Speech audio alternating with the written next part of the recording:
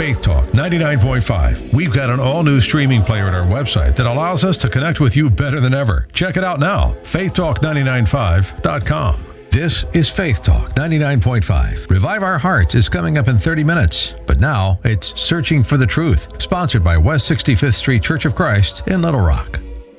Welcome to Searching for the Truth, a live and local call-in program. Call in with your comments or questions now at 1-855-568-1062. That's 1-855-568-1062. Your friends at the West 65th Street Church of Christ in Little Rock, Arkansas invite you to open your Bibles and study with us as Don McClain answers Bible questions with Bible answers in a search for the truth. This program is presented to you as part of the efforts of the West 65th Street Church of Christ in Little Rock to search for all the truth presented in God's Word and teach that truth to men and women who, like us, are searching for the truth. Now, here's Don McClain. And good afternoon. Welcome to Searching for the Truth on a beautiful Tuesday afternoon. Thank you.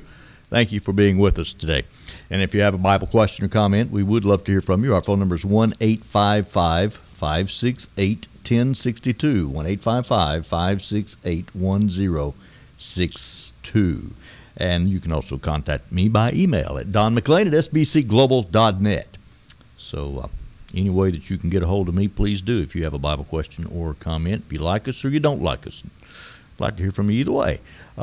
1-855-568-1062. Again, that's our phone number. We are live and on the air right now, so give us a call if you have a Bible question or comment. We've been talking about marriage, and you are more than welcome to chime in. We've been discussing the subject of divorce. Divorce, we have pointed out, God hates it, and there are various reasons why. I know Malachi 2:16 in the New King James, the King James, American Standard, New American Standard, etc., says God hates divorce. And there are various reasons why that is, as we've already pointed out in our study to this point. So if you'd like to go back and view the previous broadcast, go to our YouTube channel. Look me up, Don McClain, on YouTube, and you'll be able to find us. The easiest way probably would be go to our website at w65stchurchofchrist.org and just find a link there to our YouTube page. You can also go to our website and you can watch the live stream each weekday afternoon at 3 p.m. So we've been talking about divorce, and today we're going to shift our attention a little more even to the subject of marriage and the preservation of marriage. Yes, God hates divorce. So how can we prevent divorce? Prevent marriage. Well, that may be something that we need to think about as well.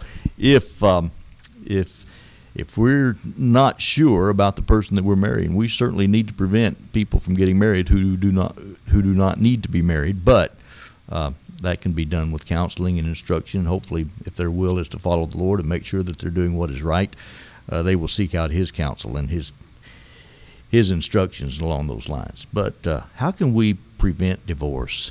That's the question that we are going to look at this afternoon. When you think about marriage, it's a wonderful thing. And people who are truly committed to the Lord and truly committed to one another, they find that joy in life that God intended for them to have. And really, that's up to us. Again, as we pointed out yesterday, a happy and successful marriage, a joyful marriage, a fulfilled marriage is not dependent on the perfection of our partner. It is dependent upon our commitment to the Lord and to one another. So, are we as committed to the Lord as we ought to be? I guess that's the main question. That's the main thought that we need to consider. Are we as focused on serving the Lord as we should be? When it comes to our commitment to one another, we pointed out that marriage is about one another. We ought to practice the golden rule: do unto others as you would have them do unto you. We are to respect and submit to one another, just as God has instructed us to. And we are to use our example instead of our tongue so much. 1 Peter chapter 3 and verse 1. We ought to bring happiness to our spouse and strive. Even if they're not bringing happiness to us, we should always strive to bring happiness to them. always striving to do good. The Apostle Paul teaches us that very principle in Romans chapter 12. Even if our enemy is doing us harm, doing us wrong, we're still to feed them. We're still to be kind to them. How much more important is that when it comes to marriage? And thus we can win them over. Be understanding. 1 Peter chapter 3 and verse 7, the husbands are to be understanding of their wives. We need, as wives, also to be understanding towards our husbands. We need to understand each other. I'm going to talk a little bit more about that in detail here in just a moment. Private time. We need to make time for each other. And that's not always easy to do, but it's something that desperately needs to be done. We need to engage in things that bring us joy. And that time together, we need to do things that we both enjoy doing. And we need to love each other. We just need to be concerned about the other person's well-being, enough to do what is good for them and beneficial to them from a spiritual perspective. As we've already pointed out, if you're looking to get married, the number one quality you need to be looking for in your spouse is, will that person help me get to heaven? Is that person going to help strengthen my faith in God and strengthen me spiritually? Is that person going to help me get to heaven? If that's not our number one priority when looking for a mate, then our priorities are not where they ought to be, and we are asking for trouble. But we need to love each other. We need to be fully committed to each other, value one another as we should. And so yesterday, as we were going off the air, I mentioned 7 keys to preservation of marriage, to a joyful and happy marriage. The first thing that I mentioned was commitment, and we've already talked about commitment. Listen, we've made a promise to each other. We have entered into our vows. We have stated them unequivocally. We've made a promise. We need to stick to that. That's the commitment. Now that we've made the commitment, we need to see to it that our marriage is as good, as happy, as well as it can be. But it begins with this concept of commitment, with covenant. And we need to be fully committed to our commitment and committed to one another. How many problems in a marriage would be averted if we just honored our commitments to one another? We need to think about that. We need to be fully committed. Kind of like the story of the chicken and the pig that walked up to the restaurant, and they were having a breakfast special, and it said ham and eggs, and the pig said to the chicken, said, "I'm fully committed," and that was true. Whereas the chicken just made a donation. Well, instead of just making donations to our marriage, we need to be fully committed to our marriage, truly given to it. What about communication? We need to communicate with each other. Now, communication needs to be honest and genuine, sincere. But it's not so much what we say that's important, but that also needs to be combined with how we say it. Our words are to be lifting up our spouse and not tearing them down. What do we communicate? How do we communicate with our spouse? Communication is a key to preserving our marriages. We need to learn how to talk with one another. That requires humility. It requires honesty and integrity. It requires love, a genuine concern for our partner. We need to communicate. That doesn't mean that you have to talk all the time. It means, though, that you do need to communicate your feelings. Look, nobody is a mind reader. Yes, your husband ought to understand how you're feeling. But in reality, men are dumb. We are. And you have to communicate to us clearly in a way that we can understand. Men and women have a different language. And that bridge needs to be crossed where we can communicate to each other effectively. We need to learn how to communicate with one another. And that requires love and humility, as I said. But communication is extremely important. Do we communicate to our spouse as we should? Also, controlling ourself. Not just our deeds, by the way, but also our words. And not just our words, by the way, but also our thoughts. We need to bring every thought under control to Jesus Christ. If the man and the woman in a marriage both did just this one thing, how much better would their marriage be?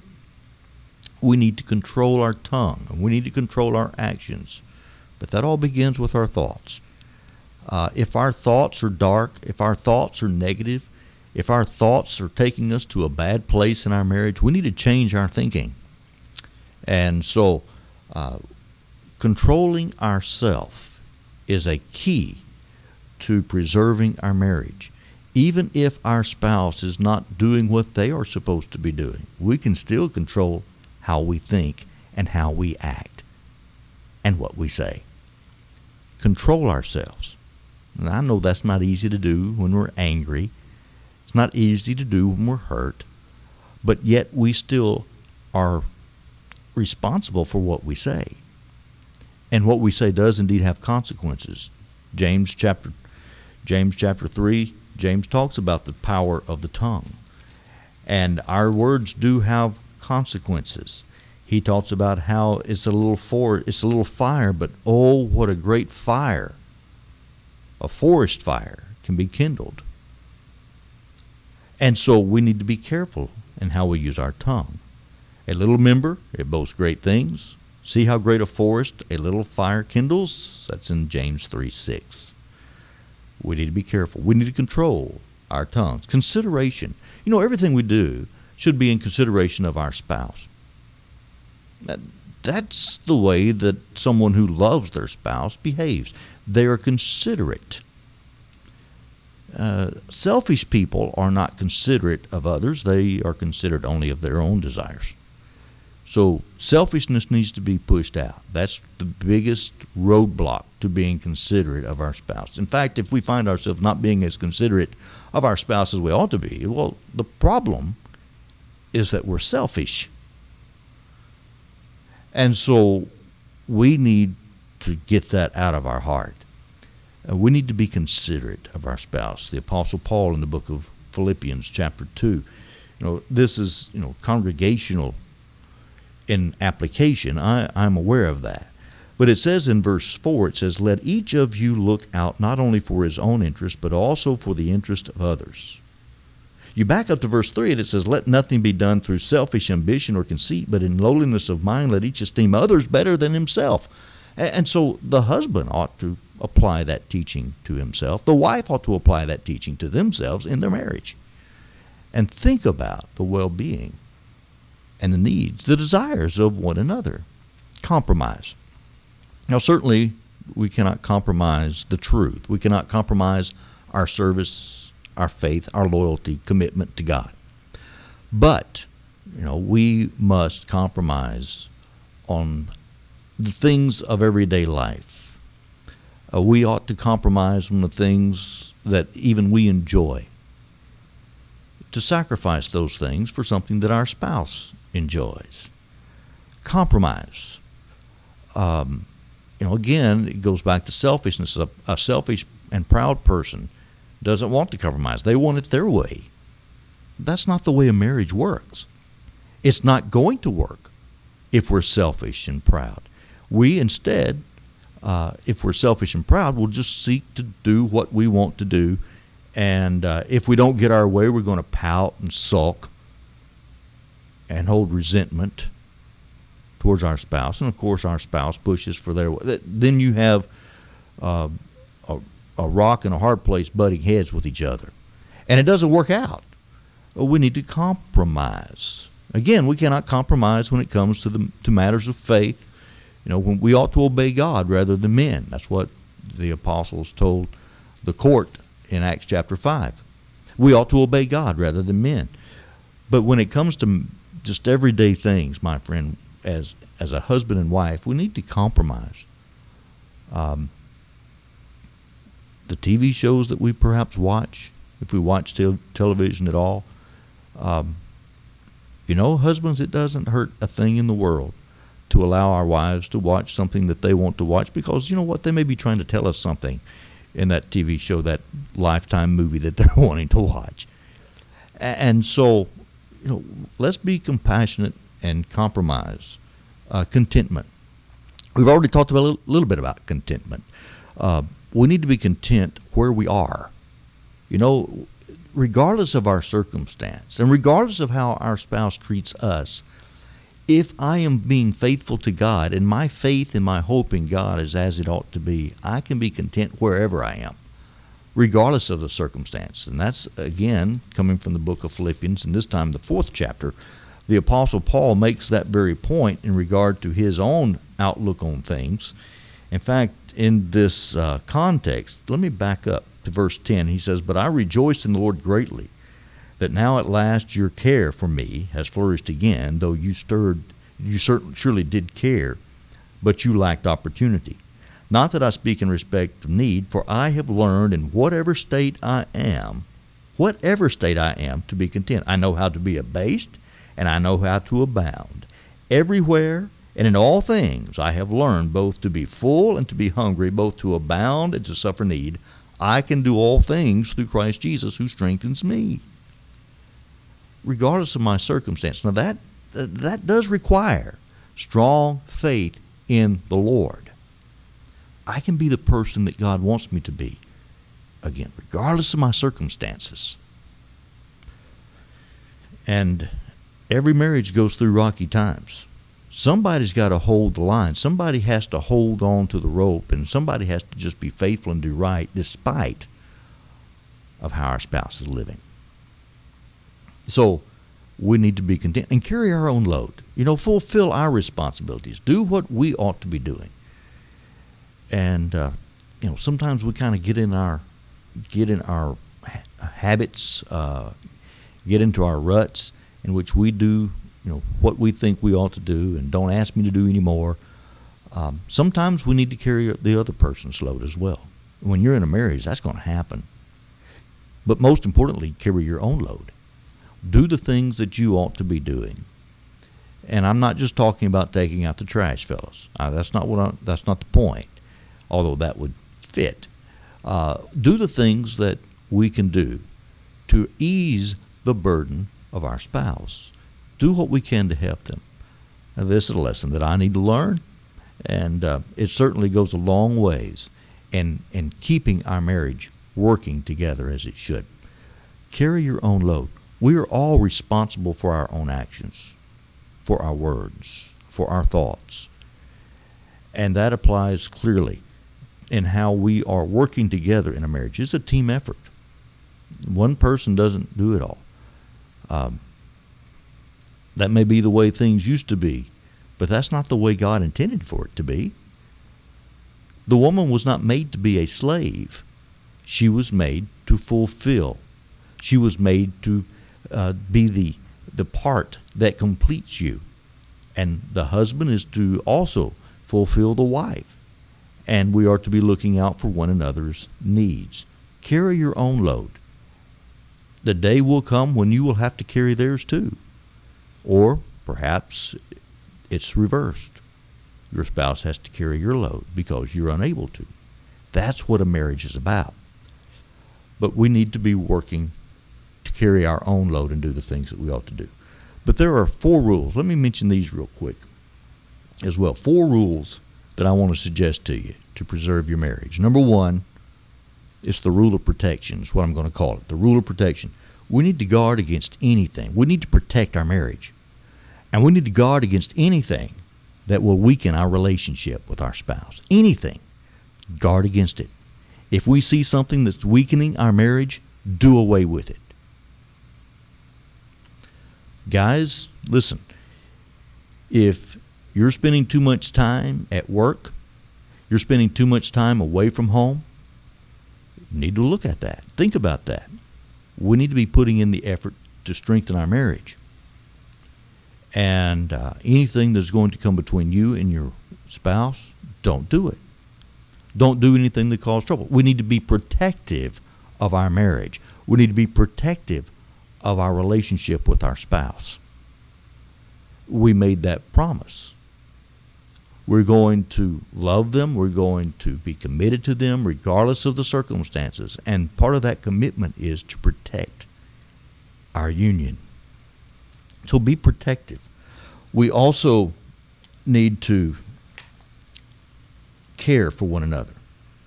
The rule of care, providing emotional support.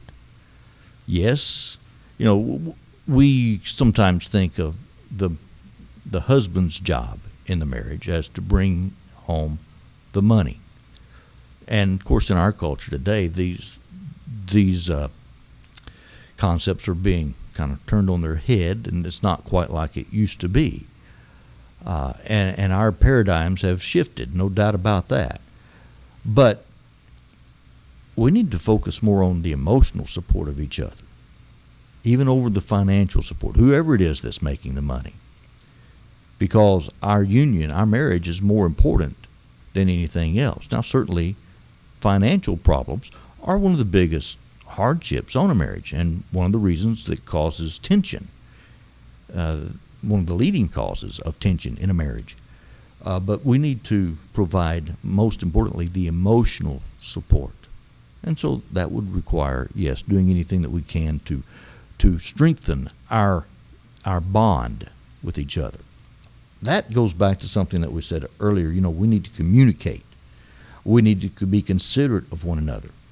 We need to carry our own load, fulfill our responsibilities in the marriage. But we need to care for one another. So the rule of care. Thirdly, the rule of time. We need to spend time together. And I know how difficult that is in our day.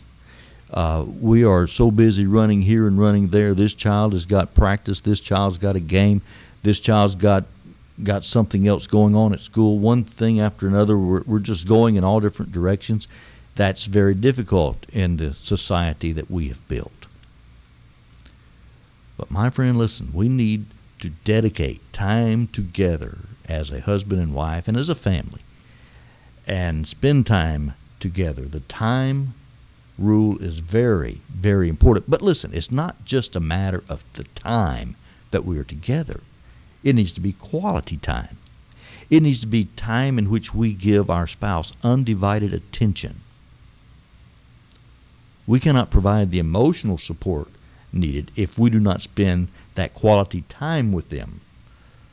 The time rule is very, very important. Yes, you need to set aside date nights, but you need to focus during those date nights on the undivided attention of your spouse. Listen, if you go out for a meal and you leave the children with a babysitter, when you're sitting down at the table, don't get out your phone.